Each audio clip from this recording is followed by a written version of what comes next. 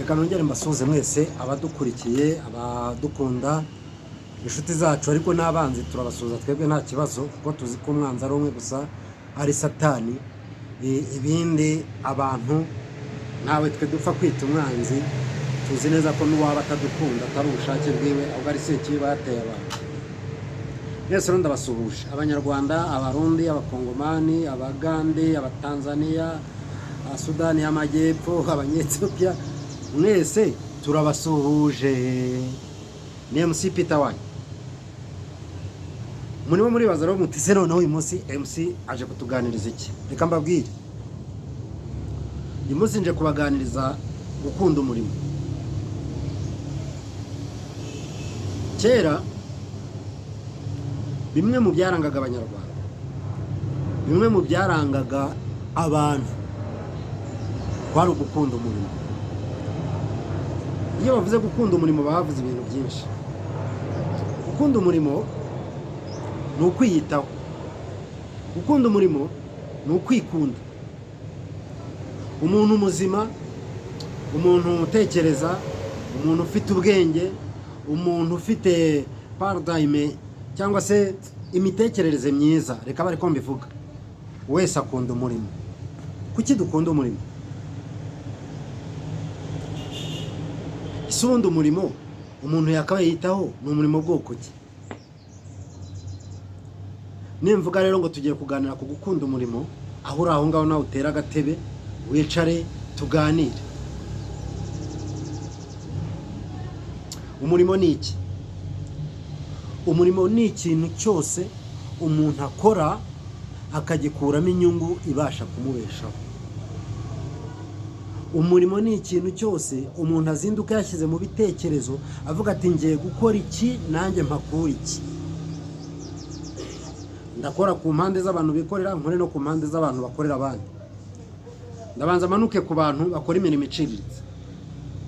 Imirimo iciriritse twe tuzi ko iciriritse ariko kandi ifasha benshi mu bayikurikira, ifasha benshi mu bayumva, ifasha benshi mu bayikorerwa.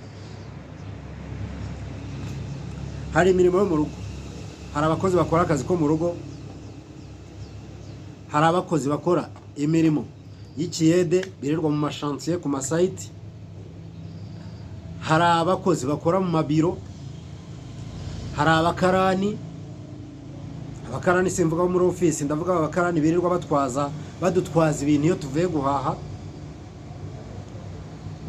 nabo mu ofisi nyine nkuko nari mbivuze. Abo bantu bagera kuri 4 ndashaka kubavuga iki.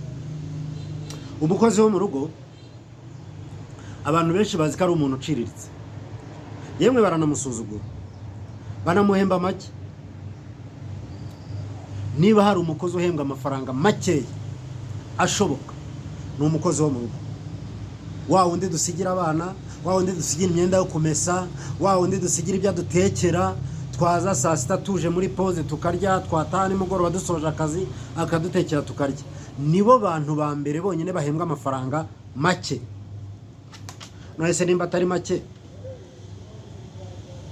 hari aho wabonye umukozi uhembwa amafaranga 500 ku munsi cyangwa 1000 ku munsi afite future yo gutegura ejo hazaza hiwe? Bano bakozi benshi bo mu ngo, mwebwe abadukurikiye muraza kubisanga. Wowe se wawe umuhemba amafaranga ari hejuru y'ibihumbi 15 cyangwa 20. Abahembwa hejuru ya 50 ni VIP, n'ababyize mu ishuri. Abo ngabo si abakozi bo mu rugo, n'abafatanyabikorwa bo mu rugo na ba nyir'urugo. Iyo tuvuze abakozi bo mu rugo tuvuga abandi musigira abana, musigira byose. Babandi ujya gushaka umukozi ukavuga ngo nta wambonera umwana ngo uturutse mu cyaro. Kuko mu cyaro niwe utaramenya ubwenge ukeneye guha ufite.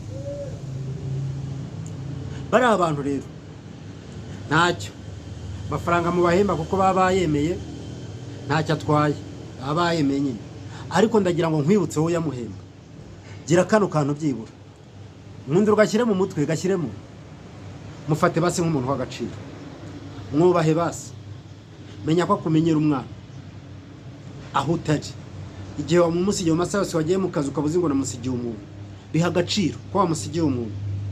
hagaciro yuko iriya myenda wamusigiye iyo wagiye wambaye niyo wasize yafuze uzambara ejo, hagaciro yuko ari umuntu wasigiye ako kazi agasigara gutunganyiriza ibyo bintu, hagaciro ko ari umuntu wakumenye ifunguro uri burye saa sita. Rega kubihaha ni kimwe no kubiteka ni ikindi, no kubitegura ni ikindi.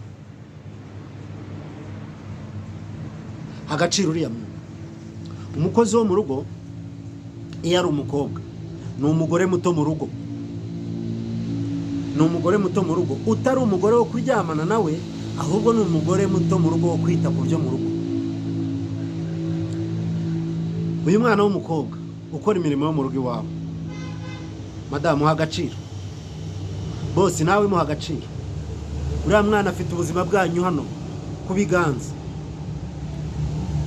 Kuba yaremeye kuza agakora amafaranga yanyu ntago ari uwo gusuzugurwa, si uwo guteshwa agaciro, si uwo kumva ko ari inkorabusa. Oya, mufate nk'umuntu nawe nyine ufite akamaro, mufate nk'umuntu nawe ufite icyo yamara mu gihe cyawe.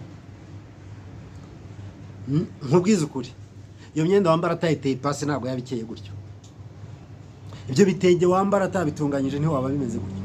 Ibitenge se ndavuga ibitenge muracyabyambara, utwo tujipo n'utwo dukanzu, utwo dupataro n'utwo dushati twato mwambara atabitunganyije nimwabyambara. Muha agaciro. Madamu, gabanya gutaha mu rugo ureba ibyapfuye kuruta kureba ibyatunganye. Ndabizi mwese muri bakuru murabizi, ntihangane hari igihe ngombwa ko nkora mu ruhare, banshima kuri taci kugira ngo ndebe ko nakwibuka ibindi byabisigaye inyuma. Umva madamu, abadamu ndabizi mugira ingeso nziza, ariko nimbida. None se umbwira gute ukuntu wavuye mu rugo saa 12:30 ugasigira umukozi umwana n'imyenda n'ibyo ari buteke, ukabuzi kuri bwide place saa 6 ugiye kurya, saa 6 wahagera na 15 wasanga atarategura ameza, ugatangira kumubwira nabi, ugatangira kumutuka, ugatangira kumva ko nyine n'imbata yawe n'ubu ufite uburenganzira byo kubwira ibyo ushaka. Ntunatekereze utese umwana nasize aryamye yabyutse sangahe, ese aho yabyukiye ko mbonye kambaye neza kanoze byatwaye umwanya ungana iki, ese iriya myenda ko nsanze imigozi yuzuye imyenda byatwaye umwanya ungana iki, ese ko imbabura yatinze kwaka ngo ibiryo bitinde gushya byagenze bite. Ngo byihura ubaze uyu mwana umubwire uterega nawe uri umwana nk'abandi, ndabona akazi kakubanye kenshi, ntibinaba ngombwa ugira ibyo umufasha kugira ngo mutunganye iby'urugo. N'umwunganizi ntago ari umukozi wawe. Mwita umukozi kuko umuhemba, ariko ubaye umuntu uzi agaciro k'ikiremwa muntu icyo ari cyo, wakaba mwita umwunganizi cyangwa uri kugufasha imirimo yo mu rugo, maze wasanga hari bitatunganye nawe ukagira uruhare mu kugira ibyo umufasha, mugashyira ibintu ku murongo. Ntago ari ngombwa ko umugabo azatera imigera amasafuriya cyangwa amasahani.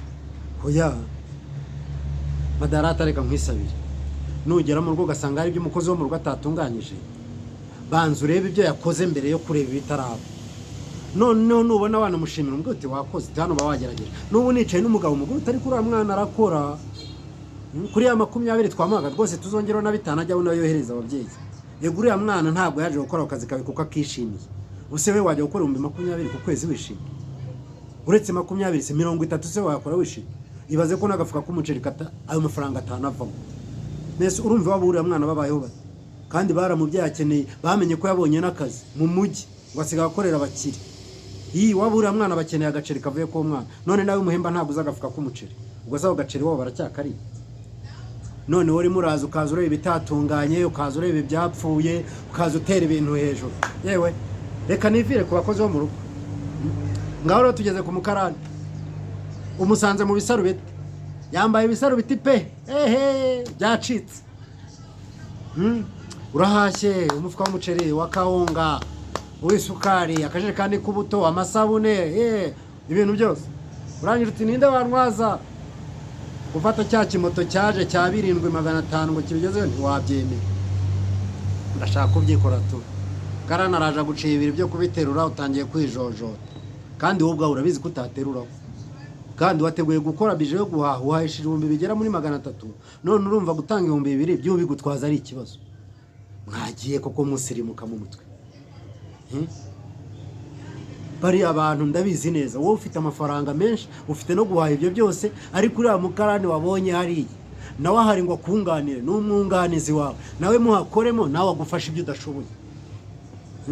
Mwige guha abantu amafaranga yagira icyo abafasha, yagira icyo abamarira. Ndabizi ntayo wamuhera ubuntu.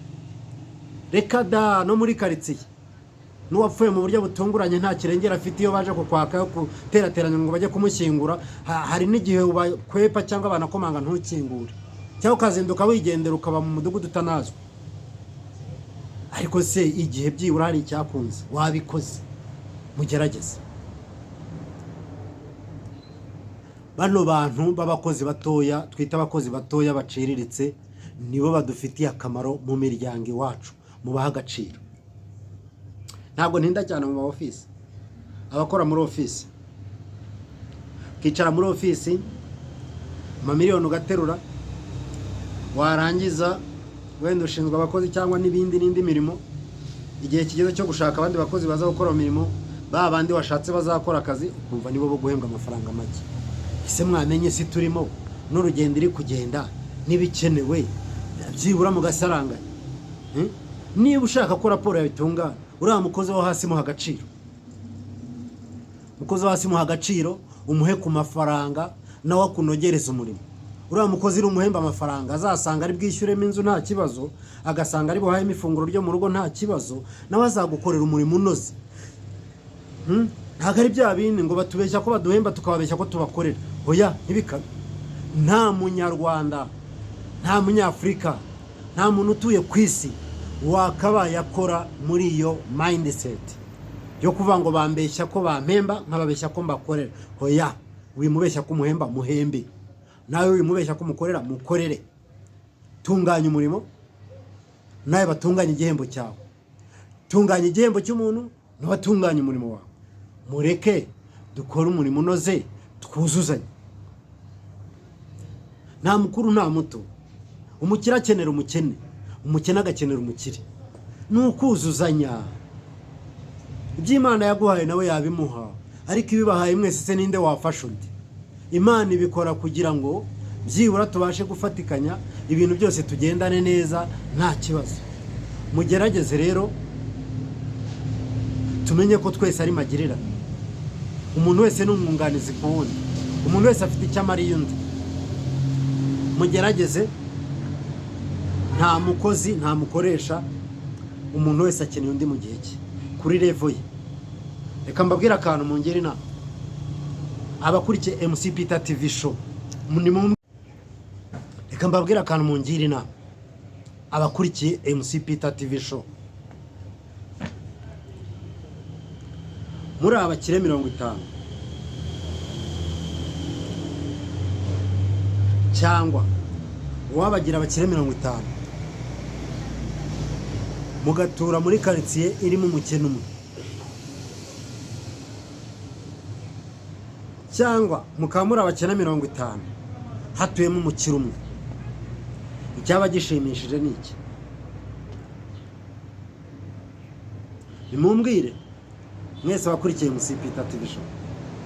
Nukuvuga abakire 50 hari umukene umwe, ubwo nyine niwe bazajya bifashisha kubafasha ibyo bakeneye.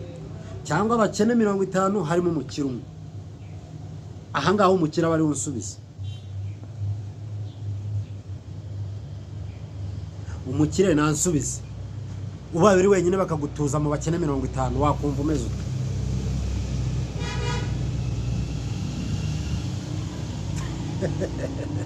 Nsubiza ngaho none mbwira, hana abakene bansubize, cyangwa se rubanda rugufi, mu bakire 50 bagutuje muri umukene umwe, subiza. Reka mbabwire, abantu twese turuzuzanya, abantu twese ni magirirane, abantu twese turafatikanya, abantu twese turafashanya, turunganirana, abantu twese turi abantu bo guhuza amaboko, abantu twese turi abantu bo gushyira hamwe, abantu twese turi abantu bo guhuza imbaraga. Mbibwira akantu kamwe, mu buzima umuntu wese ni nkundi, mu buzima umuntu wese yuzuzanya na mugenzi we. nta muremure nta mugufi, nta gikara nta nzobe, nta big nta small, nta abantu twese tubereyeho kuzuzanya. Umuntu wese ni nk'undi, nta n'umwe uva amaraso undi ava amata. Twese tuva amaraso uko Imana yaturemye ku iyi si twese ikadushyira kuri uno mubumbe. Ikintu dusabwa gusa ni kimwe, ni dukundane.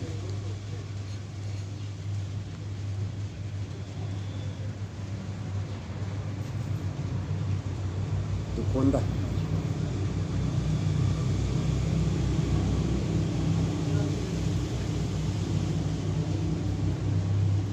Dukundane.